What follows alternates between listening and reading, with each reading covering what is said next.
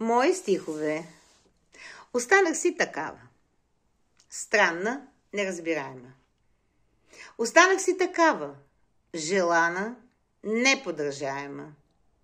Изпълнена с хармония, като в симфония, не полифонично, а чисто хармонично водех гласове.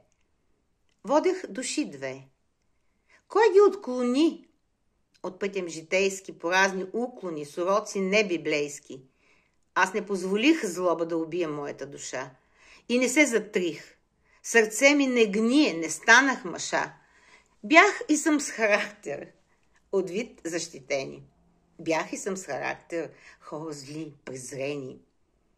Моля Господ Бог над мен да се смили, да не бъде строг, с добро да ме дари. Моята душа добро заслужава, стига с това зло. Какво си получава? Добро и зло воюват, но лошото изплува. Мечтите ми потъват, а врагът пирува.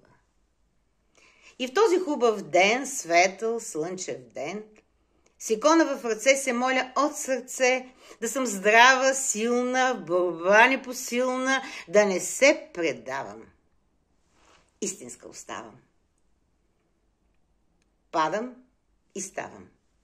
На себе си вярна оставам.